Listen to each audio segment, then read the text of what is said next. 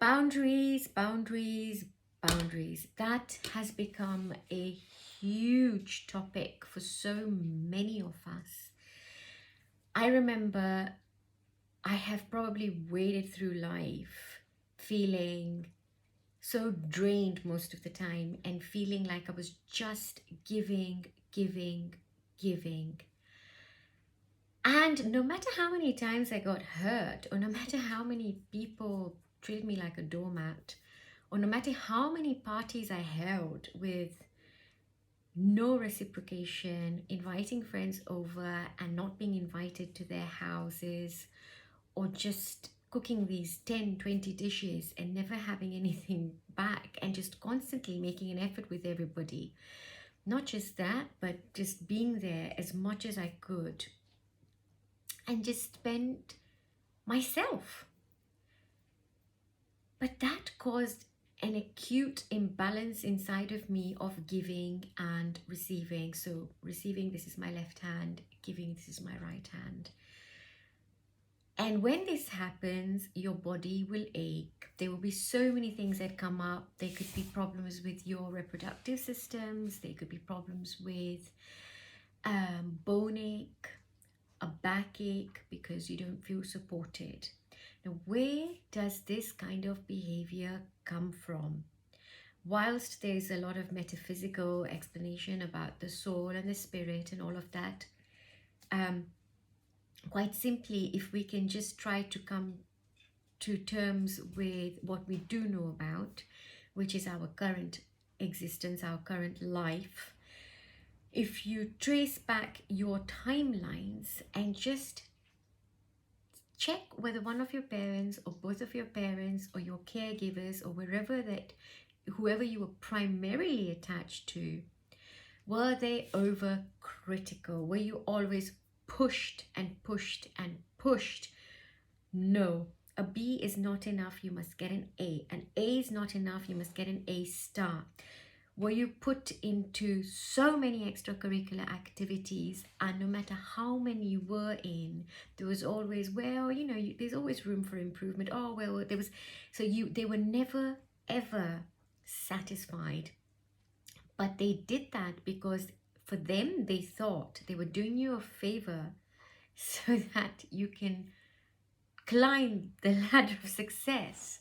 Except what happens to someone who's 7 years old or 11 or 13, they're not going to see it like that. They're going to see it as rejection. They're going to see it as not being accepted, that they are not worth it. And they're going to see it as being very shameful, right? Because when we don't validate our children, or this is exactly what happens, is we create this cycle of shame, which ultimately becomes guilt.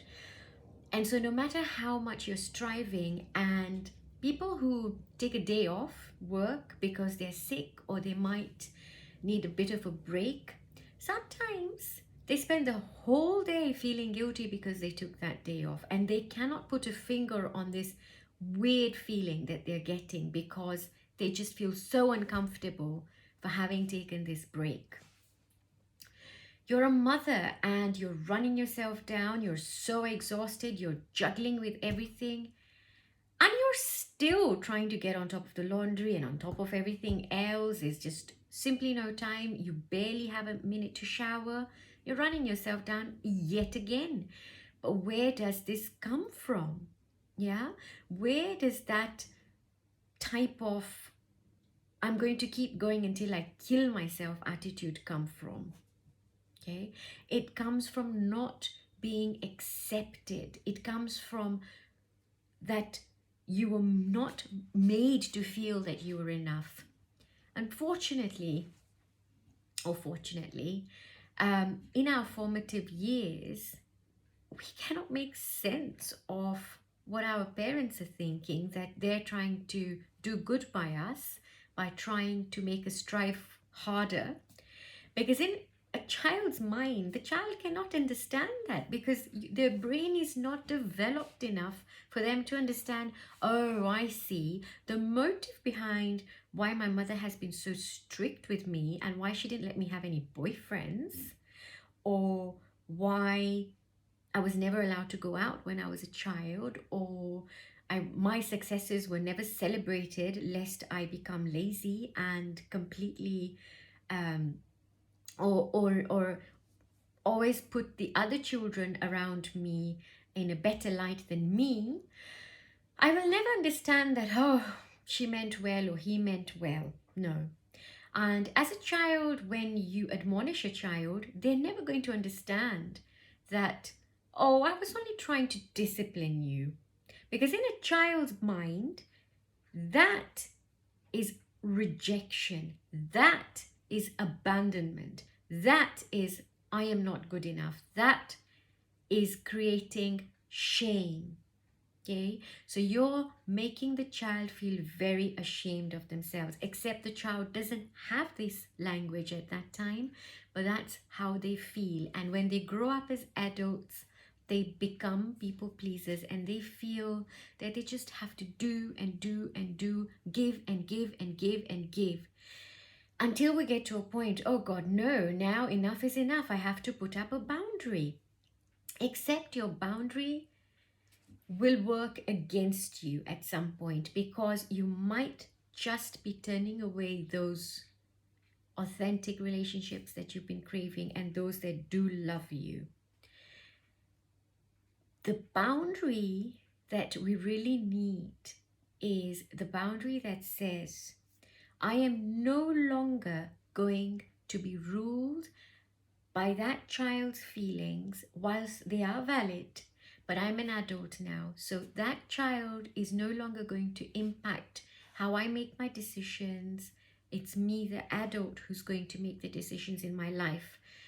But you will have to make yourself, or rather bring yourself, in that vulnerable state as you were in those periods when you might have felt like that, in order for you to heal, because you'll have to shed your tears, you'll have to get everything out of your system and then integrate it and say, well, this is what happened to me, but I'm not that person anymore, because you are mature now, you understand things a little bit differently. And this is not to say that what happened was acceptable, except you no longer want to hold on to it.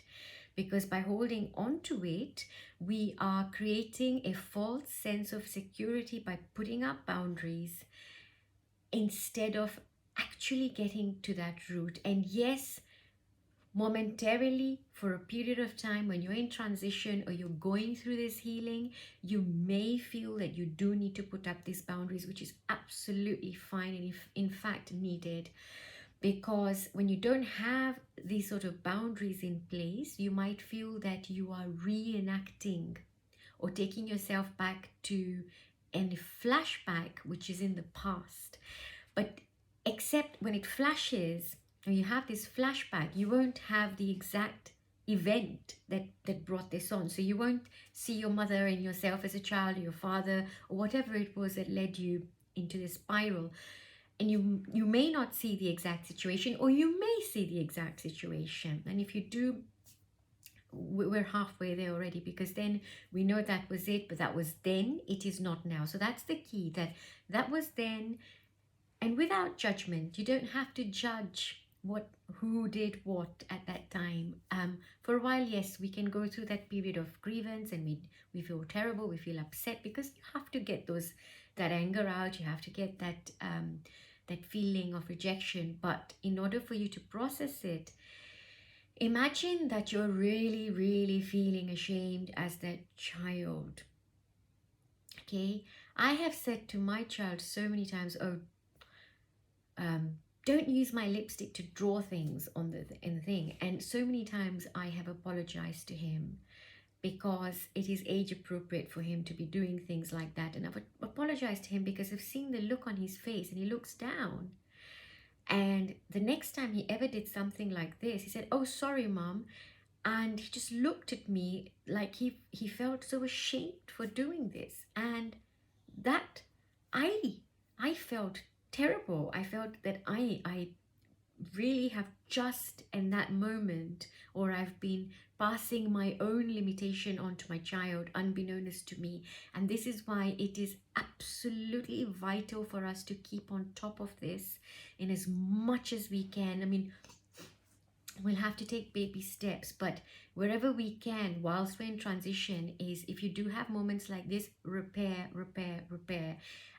If you're someone who's in transition and going through your healing process and you have children, then keep repair, repair, repair, repair, and talk to your children, listen to them and see what they have to say. But back to boundaries. Once you're able to heal this trauma that is stuck inside of you, or heal your timelines, you will find that you don't need boundaries, that you can love so openly and like vulnerably as that child that you were.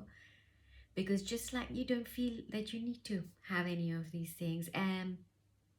So it's the most liberating experience to bring yourself in that beautiful, beautiful state of vulnerability and love like a child. Live like a child.